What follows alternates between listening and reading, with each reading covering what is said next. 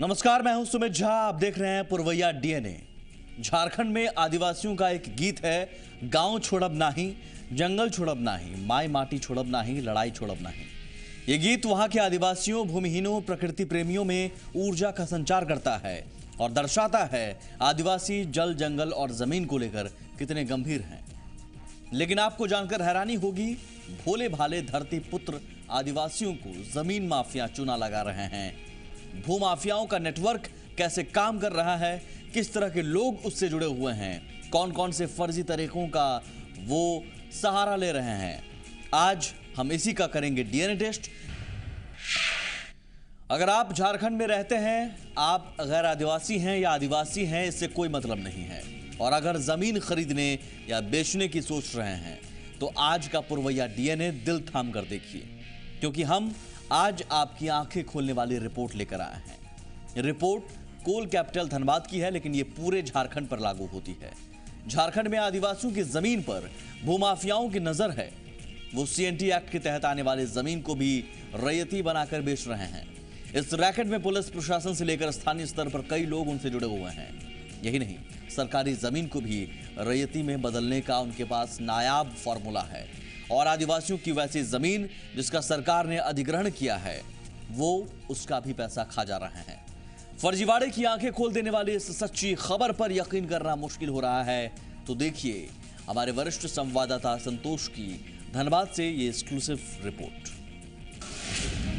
जमीन के लिए धरती से धोखा, हक की हो गई हत्या, लूट लिया भरोसे को, दे दी उम्मीदों को चोट। जब डकार गए हरे हरे नोट, कोयलांचल के माथे पर लगा कलंक।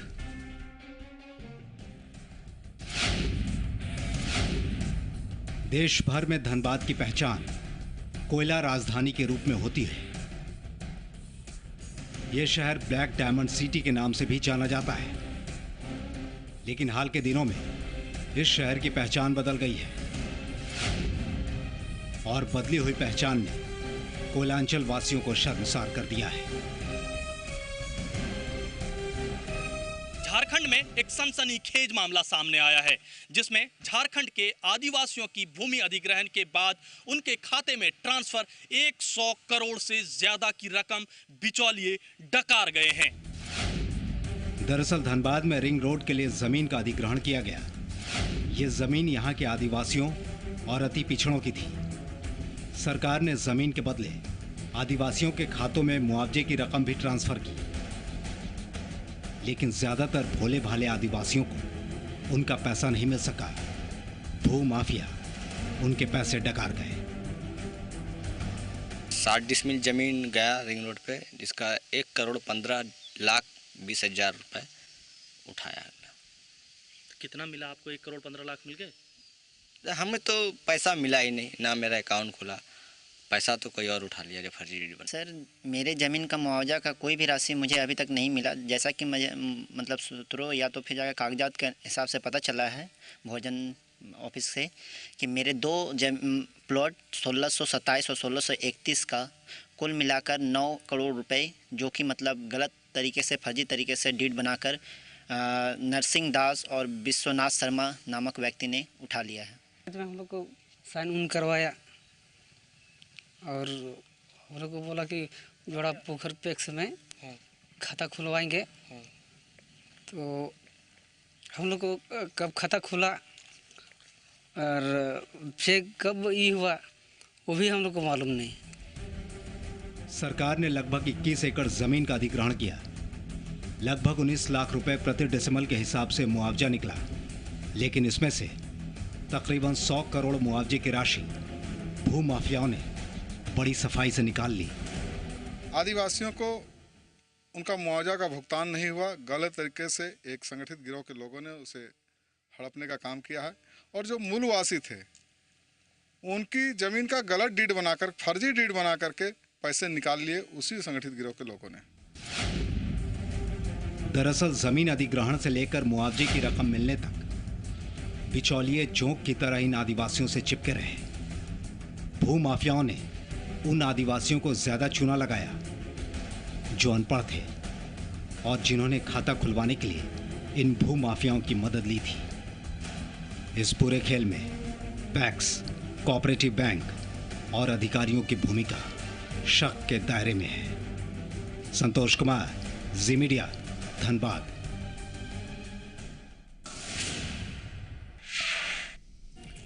ये उस राज्य में धरती पुत्र से धोखा हुआ है जिस राज्य में आदिवासियों की जमीन की रक्षा के लिए CNT एक्ट है, जिसमें किसी भी जनजातीय आबादी के लिए उनकी भूमि की खरीद बिक्री एक ही थाना क्षेत्र के तहत करने का प्रावधान है। इसके लिए भी संबंधित जिलों के उपायुक्त से जमीन विक्रेता को अनुमति लेनी होती है। अधिनियम की धारा 46B के तहत अनुसूचित जाति और दूसरे पिछड़ा वर्ग के रैयतों को भी उनकी जमीन बेचने के लिए संबंधित जिलों के उपायुक्तों से परमिशन लेना जरूरी है। राज्य में सितंबर 2010 के बाद से अधिनियम के प्रावधानों को सख्ती से लागू करने का निर्देश दिया गया है। इतना ही नहीं, जमीन विक्रेता को यह भी साबित करना होता है कि उसे शिक्षा, चिकित्सा या घर के निर्माण के लिए पैसों की सख्त जरूरत है। इसमें यह भी शामिल है कि जमीन विक्रेता को यह सुनिश्चित करना होगा कि जमीन की बिक्री के बाद उसके कब्जे में 2.5 एकड़ पुश्तैनी जमीन है। सेक्शन 46 में जमीन को लीज में देने का प्रावधान है, पर इसकी अवधि 5 वर्ष तक ही सीमित है। लीज दी गई जमीन का उपयोग कृषि बागवानी में किया जाना चाहिए। आदिवासियों की जमीन की रक्षा के लिए इतने कड़े कानून के बाद भी भूमाफिया उन्हें चूना लगा देते हैं, उनकी करोड़ों की भूमि कौड़ियों में हड़प लेते हैं। आइए देखते हैं धनबाद में आदिवासी कैसे ठगे गए।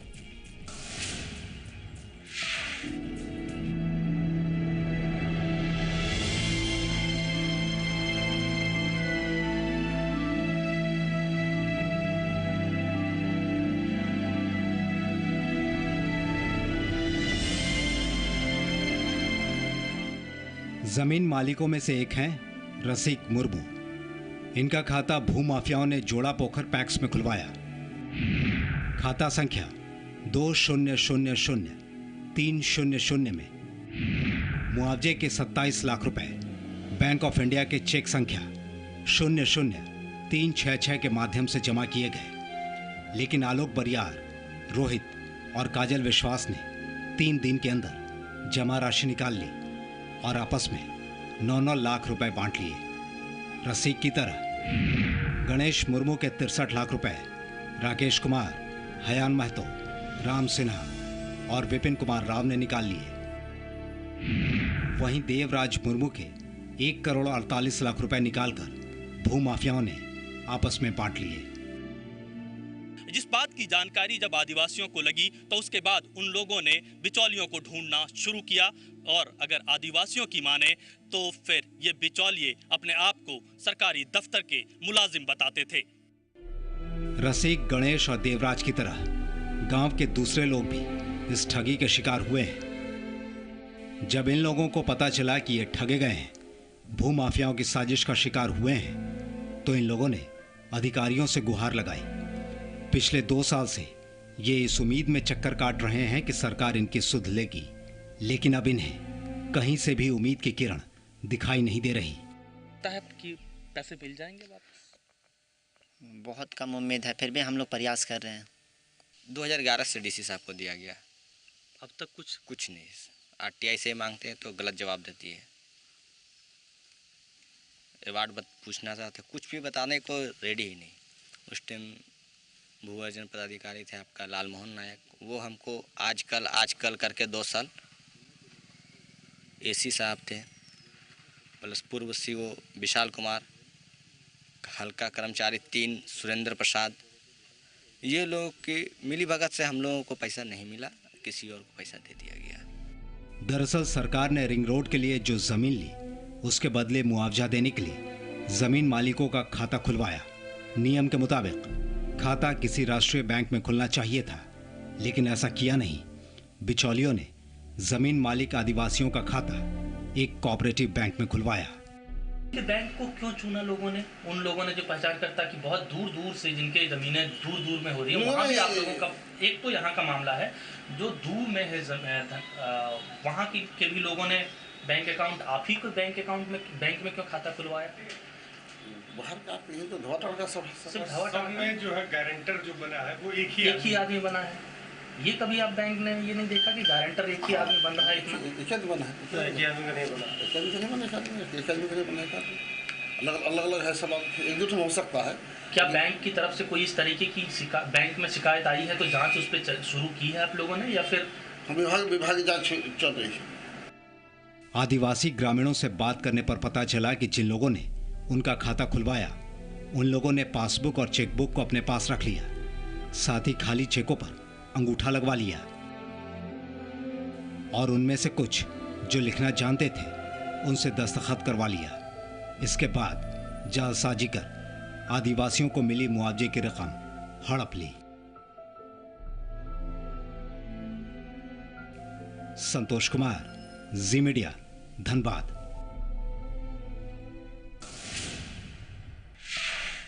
एक छोटा सा ब्रेक लेंगे, यहां पर लौटेंगे तो बताएंगे कैसे आदिवासी जमीन की खरीद बिक्री में अधिकारी और कर्मचारी भूमाफिया के साथ मिले हुए हैं।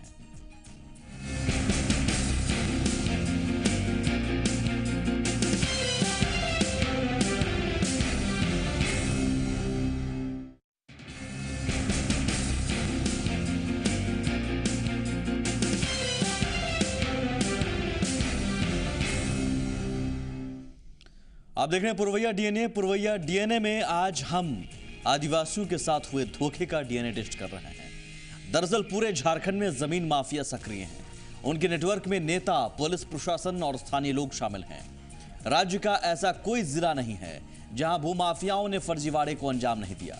धनबाद में जिस तरह से आदिवासियों के हक का पैसा हड़पा गया, उसमें शक की सुई अधिकारियों पर भी जाती है।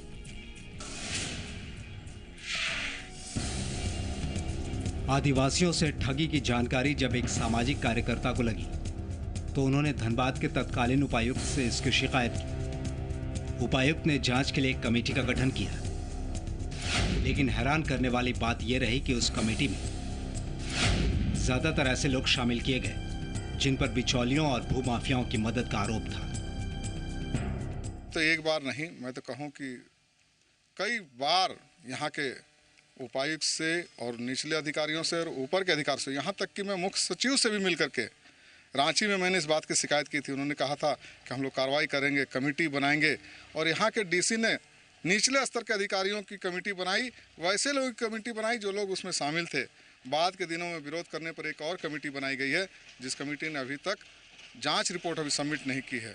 1.5 वर्षों से जाँच पर जाँच ही चल रहा है, कार्रवाई के नाम पर शून्य है।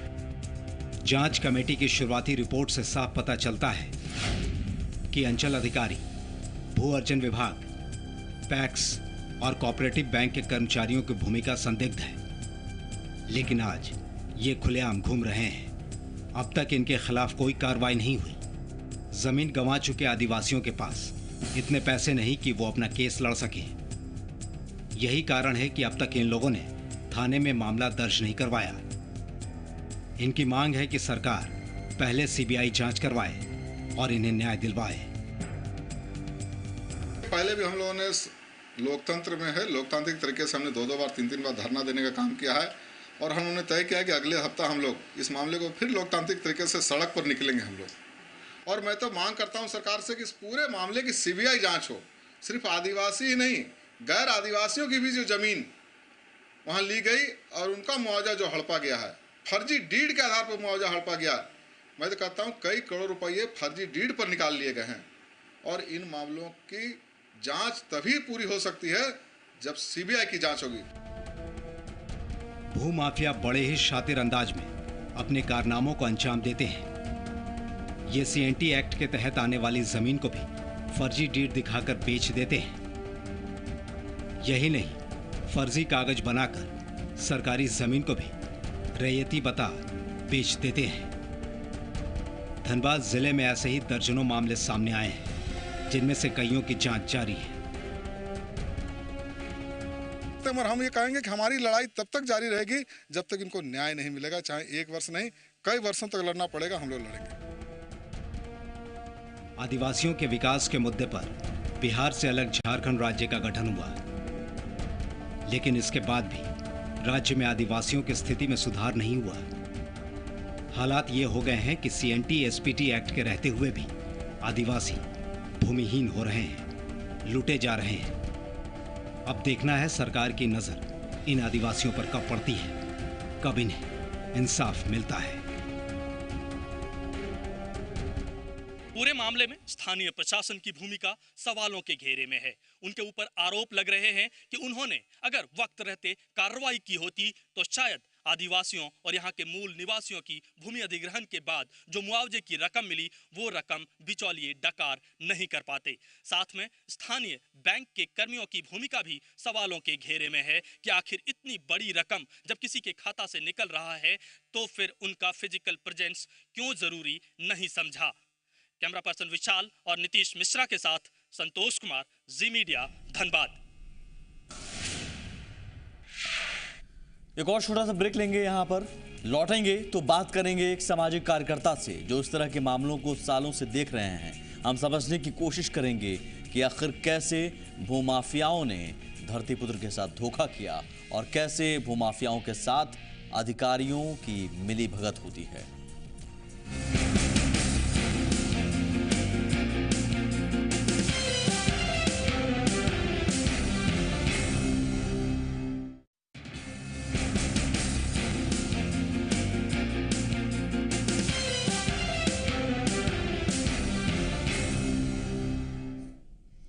आपने अब तक देखा झारखंड में कैसे भूमाफिया सिस्टम के साथ मिलकर, अधिकारियों के साथ मिलकर आदिवासियों की जमीन का मुआवजा हड़प लेते हैं। लेकिन ये खेल और भी बड़ा है।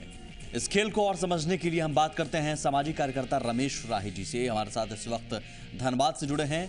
रमेश राही जी, आपका बहुत स्वागत है जी पुरवैया में। सबसे पहले आप बताइए कि मामला सामने आया कैसे?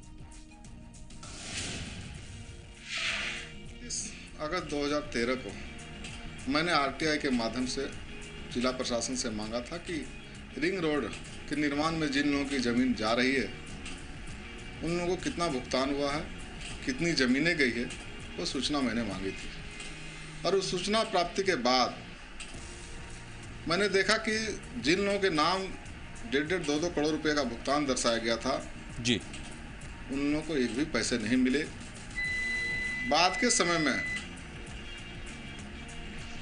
किसी को 50,000, किसी को लाख, किसी को 2 लाख रुपये कुछ दलालों ने दिए। आज वह दलाल के रूप में एक गिरोह चल रहा है धनबाद में जी। जो लोग जहां भी जमीन अधिग्रहण का काम होता है वह दलाल सक्रिय हो जाते हैं, वह गिरोह सक्रिय हो जाते हैं। लेकिन सवाल है कि क्या आदिवासियों को चूना कैसे लगाया, भूमाफियाओं ने किस तरह से लगाया? सिर्फ रिंग रोड में जो कि झरिया पुनर्वास एवं विकास प्राधिकार के लिए अधिग्रहण की गई थी, इसमें पैसा सेंट्रल कंपनी है BCCL जी, उसका पैसा लगा है करीब 100 करोड़ रुपया। और वो 100 करोड़ के आसपास में कुछ पैसे बाकी हैं, लगभग पैसे भुगतान हो चुके हैं, 80 करोड़ रुपया भुगतान हो चुका है। और वह पैसे दलालों ने और अफसरों ने मिलकर के हजम कर लिया है। जो आदिवासी है उन आदिवासियों को मामूली 1-8% का भुगतान प्राप्त हुआ है, वह भी कई किस्तों में दलालों के द्वारा 1,000 रुपये, कभी 2,000, कभी 5,000, कभी 10,000 इस रूप में भीख के रूप में उन लोगों को दिया गया है। और आज जिनकी जमीन चली गई, आज वह रोड पर भीख मांगने की स्थिति में है। आज उनकी हालत बहुत ही खराब है। लेकिन इतने बड़े पैमाने पर रमेश जी, इतने बड़े पैमाने पर आदिवासियों को ठगा गया, इसके लिए जिम्मेदार कौन है? मेरा तो सीधा आरोप है कि जो लोग बिचौलिए हैं उनके साथ यहाँ के बड़े अफसर भी हैं जिले प्रशासन के, चाहे वो पूर्व उपायुक्त हों, यहाँ के अपर समर्था रहे हैं, यहाँ के अंचल अधिकारी रहे, 2 जिला भू अधिकारी। मेरी शिकायत के बाद भी कि फर्जी डीड के आधार पर पेमेंट लिया जा रहा है, ये मेरी शिकायत के बाद भी भू अधिकारी उदयकांत पाठक ने और लाल मोहन नायक ने लोगों को पेमेंट किया। और वो इतने दबदबे हैं जो लोगों ने पैसा लिया है, वो तो कहते हैं कि हमारा कोई कुछ नहीं कर सकेगा, जरूरत पड़ेगी तो आवाज बुलंद करने वाले की आवाज हम लोग गोली से भी दबा सकते हैं। लेकिन रमेश जी, आप हिम्मत मत हारिए और ना हम उन आदिवासियों को कहेंगे कि हिम्मत हारें। बहुत शुक्रिया आपका रमेश जी हमसे जुड़ने के लिए। अगर वो हमारी आवाज़, आपकी आवाज़, आदिवासियों की आवाज़ को दबाने की कोशिश गोली के जरिए करेंगे तो हमारे पास भी ताकत है, कलम की ताकत। हम ज़रूर आपके साथ खड़े हैं। जी पुरवैया आपके साथ खड़ा है, आदिवासियों के साथ खड़ा है और साथ ही उन तमाम सियासतदानों से जी पुरवैया अपील करता है, वो सियासतदान जो आदिवासियों के नाम पर अपनी सियासी जमीन मजबूत करते आ रहे हैं, आज क्या इस मुद्दे पर आदिवासियों के साथ वो खड़े नजर आएंगे? क्या आदिवासियों की जमीन की कीमत वो दिलाएंगे? देखना होगा। आज हमने आपको दिखाया कैसे भूमाफियाओं ने आदिवासियों को चूना लगाया। इस खबर पर हमारी नजर लगातार बनी हुई है। बहुत जल्द हम आपको उन भूमाफियाओं और उनका साथ देने वाले सफेदपोश चेहरों को भी बेनकाब करेंगे। आज के लिए इतना ही, मुझे दीजिए इजाजत। आप देखते रहिए जी पुरवैया। नमस्कार।